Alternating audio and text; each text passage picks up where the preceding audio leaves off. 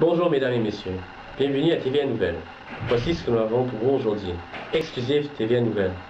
L'Iran continue à fournir des armes aux extrémistes des pays arabo-musulmans. Vito Rizzuto est encore à Montréal et devra témoigner à la commission Charbonneau. Et finalement, un bilan des dégâts du super ouragan Sandy.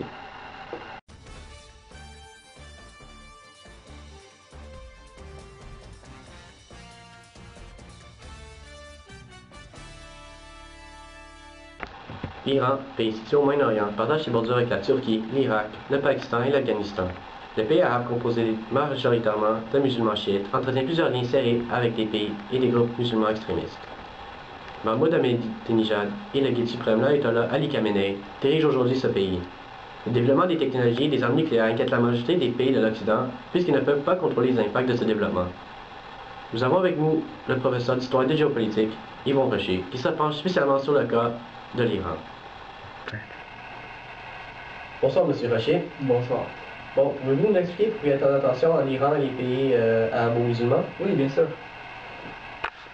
Donc, c'est connu à travers le monde que l'Iran est un commanditaire terroriste.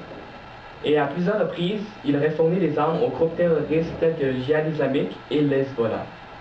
Et tout récemment, il y a eu un cessez-le-feu entre Israël et le Gaza. Et puis, ça a été dirigé par la Hamas. L'Iran était clairement présent dans ce conflit en fournissant à la bande de Gaza la technologie nécessaire pour fabriquer des missiles à longue portée Fajr-5.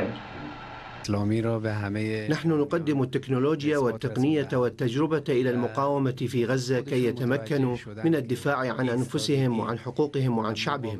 صاروخ فجر 5 لم ينقل من إيران لأن غزة محاصرة. نعم، تم نقل تقنيته للمقاومين وهم يقومون بصنعه. حاليا يقومون بصناعة أعداد غير محدودة. L'Iran a pu dévier l'attention internationale en accusant l'Israël de leur acte envers le Hamas. Pourtant, en approvisionnant les Palestiniens, ils délivrent une guerre à Israël par procuration. Ceci n'est qu'un événement qui ne se répète à travers l'histoire de l'Iran. Par exemple, l'Iran a accusé de fournir des armes aux forces armées syriennes et comme en 1982, l'Iran a déployé 1500 gardiens de la révolution à Balak au Liban pour organiser, fournir et entraîner le Hezbollah pour encore une fois délivrer une guerre de procuration à Israël qui a envahi le Liban. Et d'après vous, quelles sont les causes de toutes ces tensions? Donc, la cause principale est la religion.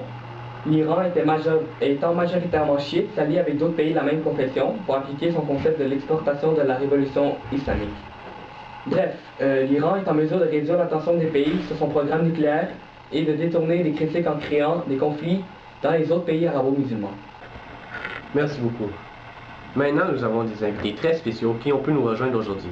Voici M. El Sharawi, ambassadeur turc en Iran, et Ramin Mehman Paras, porte-parole du président Mahmoud Ahmadinejad.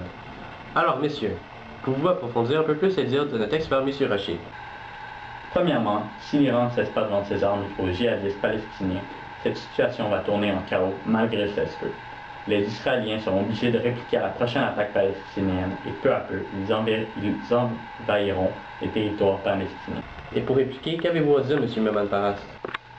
Nous ne reconnaissons pas l'Israël comme un État car les oppresseurs sionistes n'ont pas leur place au Moyen-Orient. L'Iran, comme vous le savez, est le modèle à suivre si un pays veut connaître une vraie floraison de l'économie. Nous sommes le 4e producteur mondial de pétrole et nous avons une réserve de 29,61 milliards de mètres cubes de gaz naturel. Nos exportations, principalement constituées de pétrole, permettent à notre pays de fonder une harmonie économique au Moyen-Orient et au monde entier. Quoi?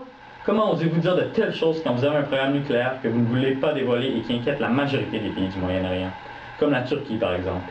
Vous représentez une menace pour le monde arabo-musulman et vous l'avez prouvé à plusieurs reprises.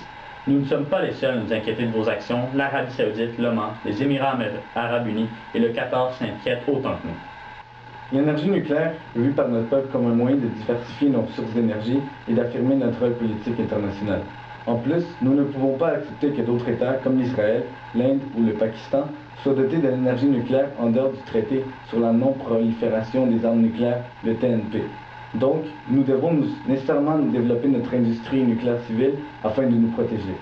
Merci, messieurs, mais malheureusement, le temps s'est écoulé. De retour après la pause, le témoignage de Vito Rizzuto.